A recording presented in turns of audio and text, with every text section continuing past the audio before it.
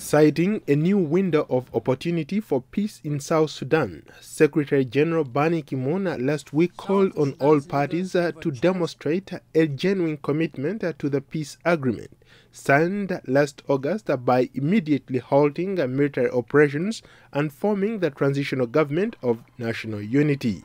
I urge the signatories to honor their solemn commitment and implement the agreement without delay.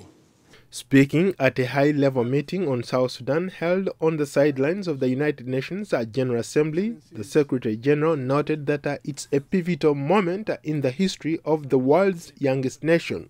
He noted that long-term reforms are essential for South Sudan to transcend ethnicity and rebuild a truly national identity. Horrific crimes have been committed against the civilians in this war. The social fabric of South Sudan has been shattered. To mend it, the provisions in the peace agreement related to justice, accountability, and reconciliation must be implemented in full.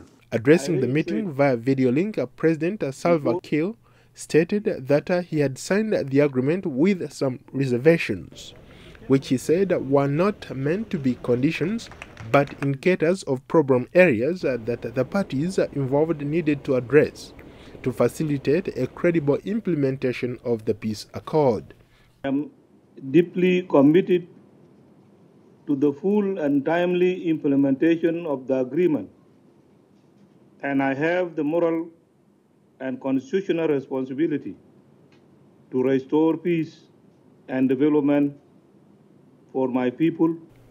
The South Sudanese leader called on those gathered at the meeting to prevail on the armed groups so that they can respect the permanent ceasefire and assist in the successful implementation of the agreement.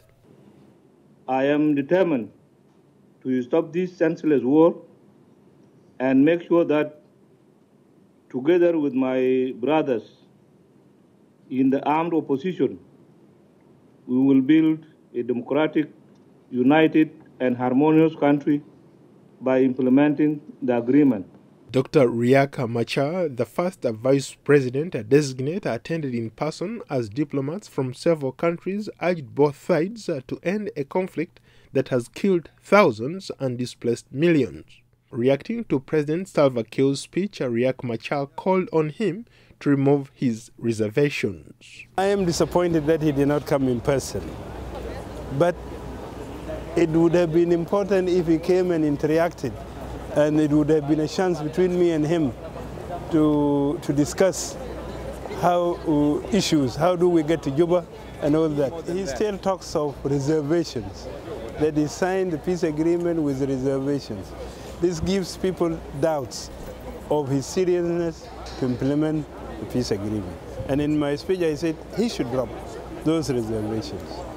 Last week, President Salva Kiir signed a decree establishing 28 new states. He said that his decision was guided by the transitional constitution and to decentralize power.